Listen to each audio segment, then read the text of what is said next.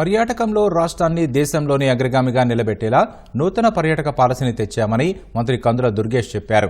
శాసనసభలో పర్యాటక పాలసీని ఆయన ప్రకటించారు. అందరి అభిప్రాయాలు, సూచనలు తీసుకుని పాలసీని తెచ్చామన్న మంత్రి ప్రజల్లోకి తీసుకెళ్లాలని సభ్యులకు సూచించారు.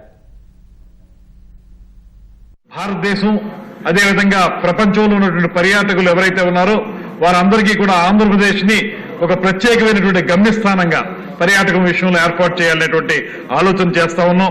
20% పైబడి ఉపాధి అవకాశాలని ఆంధ్రప్రదేశ్ లో కల్పించాలి పర్యాటక రంగం ద్వారా అనేటువంటి ఆలోచన చేస్తా ఉన్నాం. సుస్థిరమైనటువంటి అభివృద్ధిని సాధించాలి.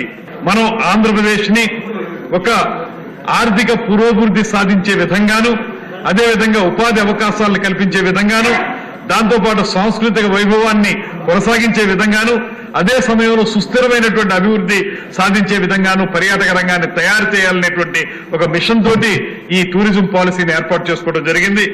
మనం ఇప్పుడు ఉన్నటువంటి 4.6% జీవీఏ ఏదైతే ఉందో దాన్ని 28% పెంచాలనేటువంటి ఆలోచన. ఎంప్లాయ్మెంట్ అనేది ఇప్పుడు ఏదైతే 12% ఇస్తుందో ఆ 12% ఉపాధి కల్పనని 15% పెంచాలనేటువంటి ఆలోచన చేస్తా ఉన్నాం.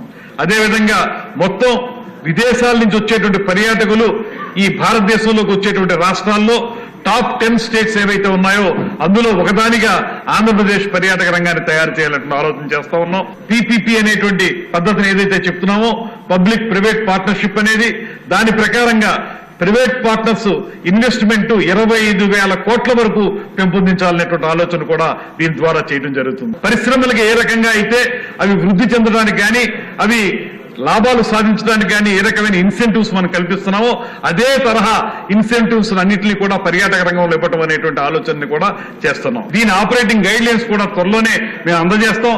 దాంతోపాటు మిత్రులందరినీ కోరేది ఈ పర్యాటక రంగ పాలసీని ప్రజల్లోకి తీసుకెళ్లి తద్వారా అందరినీ దీని పట్ల ఆసక్తి కనబరిచే విధంగా చూడవలసినటువంటి బాధ్యత మన మీద ఉంది.